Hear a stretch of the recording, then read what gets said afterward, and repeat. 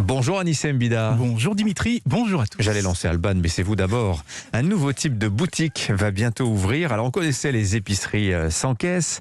Voilà qu'arrivent des magasins de vêtements sans vendeur. Oui, et c'est assez malin, vous allez voir. L'objectif, c'est de supprimer la partie la moins fun de l'achat de vêtements. Vous savez, quand on fouille dans les rayons, chercher sa taille, ne pas la trouver, demander au vendeur. Je suis sûr que vous qui aimez ne bien l'a ça, pas non vous. plus. Non, mais c'est du vécu.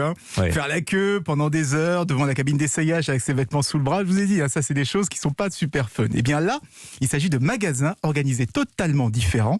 Donc terminer les allées de cintres ou de vêtements pliés sur des étagères. Toutes les tenues sont présentées sur des mannequins sous forme de look complet avec chaussures, hauts, bas, accessoires, etc. pour mieux se rendre compte de ce que ça donne une fois porté. Et dès que quelque chose nous intéresse, on le scanne avec son téléphone portable, on choisit la couleur, la taille sur l'écran, on valide et tout est envoyé directement en cabine d'essayage. Il faut attendre 3 à 4 minutes en moyenne et on reçoit une petite alerte sur son téléphone.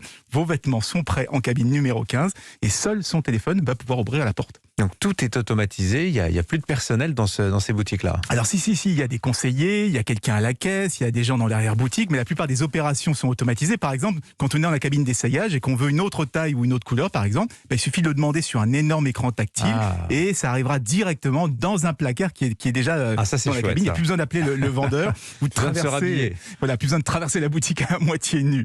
Et c'est Amazon, comme par hasard, l'inventeur des magasins sans caisse qui se lance dans ce concept et il prétend pouvoir stocker 2 fois plus de références à surface égale qu'un magasin traditionnel. Tout ça justement grâce à l'exploitation des données, puisqu'il sait en temps réel ce qui intéresse les clients.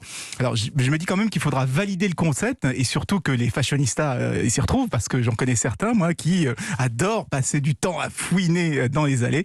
Donc on verra d'ici quelques mois quand la première boutique va ouvrir aux États-Unis. Merci Anissé Mbida, bonne journée à vous.